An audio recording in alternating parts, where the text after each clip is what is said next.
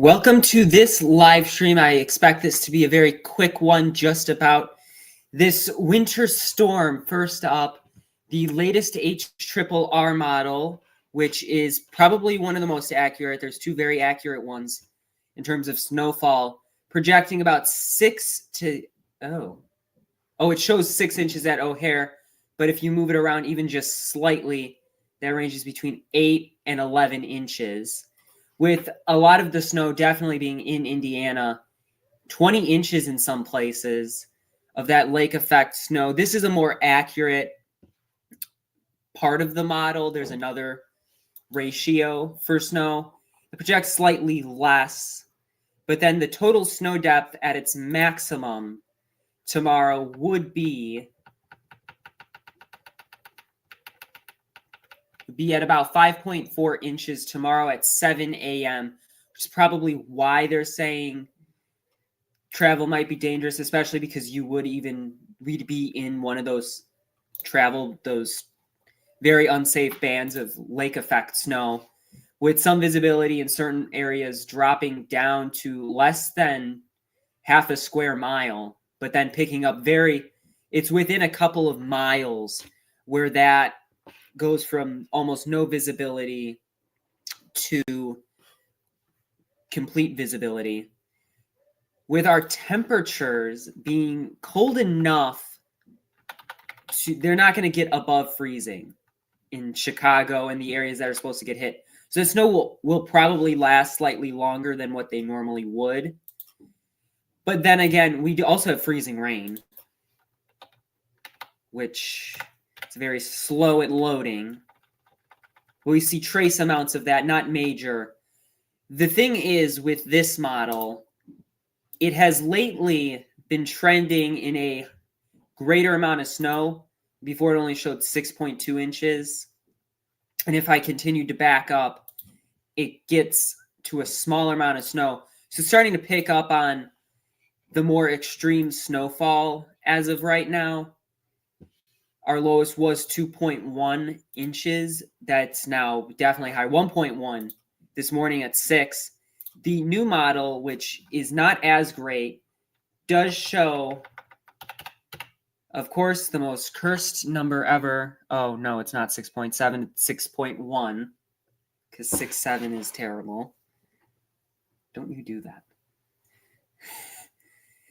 It's 6.1 to 2. As of the latest model before 6 a.m. with more snow bands coming in. So they have warned for some dangerous travel tomorrow. As you can see, again, very low visibility throughout the area. They did mention thunder snow, which typically you need SRH or storm relative helicity, which this has never been good at actually popping up the full thing. But it's not a bad amount, 0 to 3 kilometer wise. And it's not a bad amount. No, it kind of is. It's negatives, which that could also contribute to thunder snow. The lightning density, too, does show this is a very thin gray, so it doesn't show that much lightning. But there is definitely a chance for thunder snow. Those echo tops being fairly low. The clouds aren't actually that high up. If I do go in, which I am, to the National Weather Service's latest briefing, as you can see, I pull out my pen tool, because it for some reason didn't want to open. The pink winter storm warnings throughout Illinois, even into Indiana, winter weather advisories. After that, Lake County used to be in a winter storm watch. So when I opened this up, because this was updated very early today at about 6 a.m. So it's a little outdated. So it does show that watch when it loads, because this doesn't load quickly.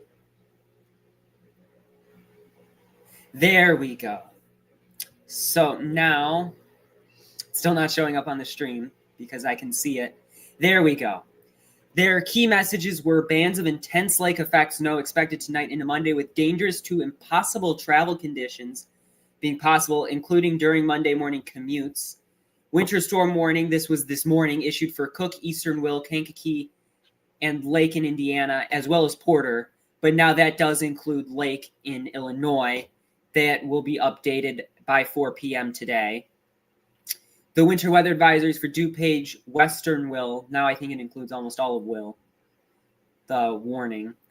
Jasper, Newton, Iroquois. That should remain the same, just warning for small amounts of that one for the advisory, like 3 inches of snow was what they had said. What to expect: the intense lake effect snow with snowfall rates greater than 3 inches per hour in the most intense bands with low visibility, snow-covered roads, and dangerous travel. Illinois, this would occur from about 12 a.m. through 3 p.m. tomorrow, with Indiana 12 a.m. through 6 p.m.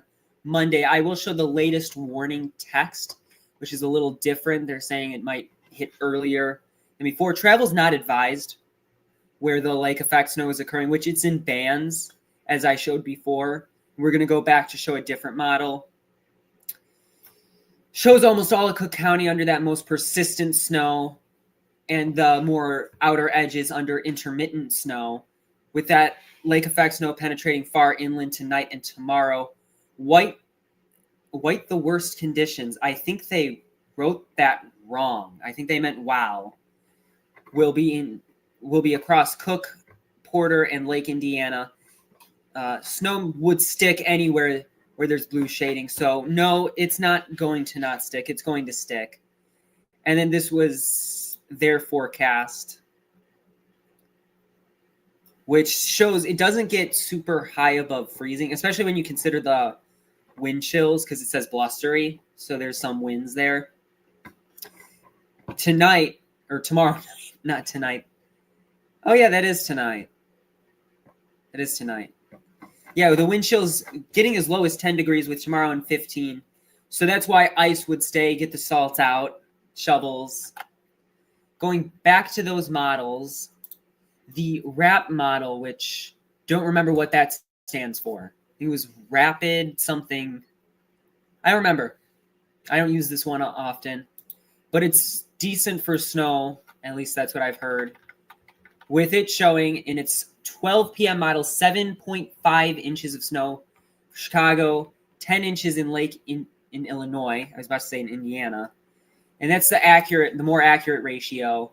Less accurate, still shows 5.5. And this is by 9 a.m. tomorrow. Freezing rain-wise, trace amounts, but still non-zero. With the total depth at its maximum, I'm going to say, is at 9. In Illinois, between 6.9 and 9 inches of snow possibly. This isn't as accurate, though it's pretty good, and you have to look at multiple different models. And with those temperatures, this is, like I said, 9 a.m. But it's cold at 9 a.m. It's 26 degrees. So it's not going to get super warm tomorrow. The NAM, which is North American Mesoscale, gives a slightly different opinion in its 12Z model, which was 6 a.m. With that, it's just not going to be as bad all over, except for that small little area in Cook County with total snow. The less accurate one does show a little worse. This one isn't as accurate. It tends to overreact or underreact. There's no in-between for this model. The NAM NST, sometimes called NAM NEST, North American Mesoscale, but it's just better. It does show, that's the wrong button, but oh well. Does show the total snow accumulation, also relatively low. This does over or underestimate. It's like it's less accurate, less high resolution sibling. So that one I don't trust as much. But in terms of the warning text, which a lot of the warning text is actually in the bottom of this. Love how this doesn't load quickly. The winter storm warning text. Oh, I think it's frozen. The streams usually take a lot out on this. Yes, for Kankakee, dangerous travel conditions due to that lake effect snow expected. Snow rates of 1 to 2 inches per hour and localized accumulation 6 to 10 just in Kankakee from midnight tonight to noon. Tomorrow, untreated roads and especially bridges and overpasses could become slick and hazardous. For Lake Illinois, dangerous to impossible travel conditions will develop across parts of the county overnight due to the intense lake effect snow. Snow rates in excess of 3 inches per hour, localized snow accumulations in excess of 10 inches, northerly wind gusts in excess of 30 miles per hour from 9 p.m. to 6 a.m.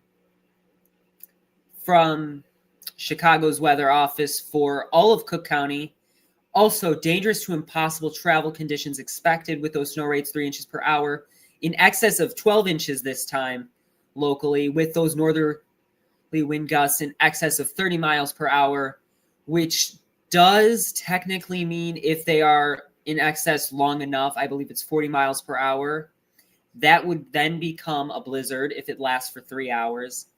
The additional details, as always, lake effect snow is very localized with conditions varying from safe to dangerous. But they have said in all of these people, they say persons, should consider delaying all travel while and where the lake effect snow is ongoing. I would also include where there's a chance because it could come quickly. Lake and Porter, Indiana, if you're there watching this, basically the same as Lake Illinois, the 3 inches per hour threat, excess of 10 inches. But for Cook, I forgot to mention, that's 9 p.m. this evening through noon Monday, which is why we have a higher estimated amount of snowfall. While in Indiana, it's 9 p.m. tonight to 6 p.m. Monday. And then this is for the Northern Indiana office, which I don't actually cover. If you're in the areas with the winter weather advisories, the weird thing with these between the warnings and watches and stuff is it's not like severe where it just means conditions are possible. They're encouraging, the conditions are encouraging for those storms. This just means it's going to happen. It's just the severity of which it will. So there are winter weather advisory for DuPage, Northern Will County, and Southern Will from 9 p.m. this evening to noon. Today, just plan on slippery road conditions with snow rates of 1 to 2 inches with accumulations 2 to 6 inches. Again, they vary a lot with Interstate 355, especially towards Cook County. So they've really been pushing Cook County to get a lot of snow. For Iroquois County, if you are there, midnight tonight to noon tomorrow. Again, the lake affects snow, but this time the highest would be east of I-57 in U.S. Route 24. If you are in Newton or Jasper, Indiana, just plan on slippery road conditions from midnight tonight to 6 p.m. tomorrow. So Indiana would definitely get hit more, but it might get less, it might get more. It's confusing because these models have been going back and forth, though now they generally agree. Heavy snow and blustery written out for Chicago O'Hare. The enhanced hazardous weather outlook is a decent one for just generally understanding the biggest threats. Once it loads, this one always takes a little while to load. Lightning tonight. You know it's bad when they mention lightning tonight. Snow and sleet. So anything, if you're in the Cook County Panhandle, you'd have limited to considerable snow. If you are in Chicago, extreme snow and or sleet accumulations would result from in the widespread prolonged travel disruptions. And most of us that are watching are probably, I'd assume, in the red area because that's the biggest. That is significant. Heavy snow or sleet accumulation would result in widespread travel disruptions. I believe the only schools that have closed at the moment, which they decided they're closing pretty early on in this, is River Forest School Corporation in River Forest. Says they're doing e-learning. It is a bit early, I think, for that to call whether or not it would be. It just depends on when this hits. They'll decide at 6 a.m. tomorrow, probably, knowing what has happened in the past. they either do it very late tonight or tomorrow. But generally, just watch out for that thunder snow. It's not very common. I just pushed hail for some reason. With, again, the lightning. Right. The lightning being not very common in these gray areas, which say 0.06 of a flash per square kilometer. I still don't know what a kilometer is. I think it's 1.6. I think a mile is 1.6 kilometers every 5 minutes. So it's not actually that. You might see some, you might not. They did warn that it's possible, which is, as I said before, it's definitely possible with those numbers. I feel like I was going to say something else, but I don't remember now. Oh, right. The QR code in the top left corner is actually for the National Weather Service website.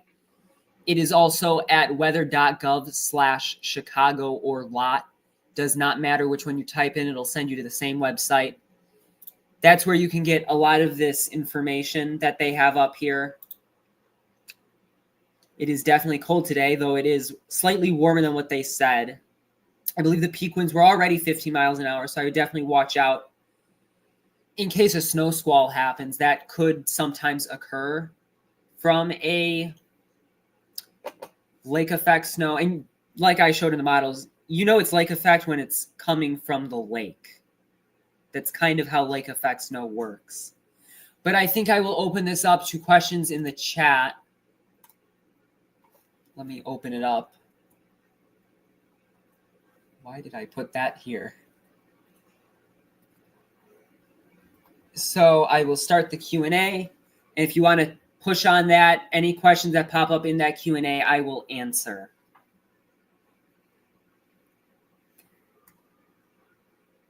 If it actually works. I don't know how. I've never done the Q&A, even though I did 2 severe streams in July.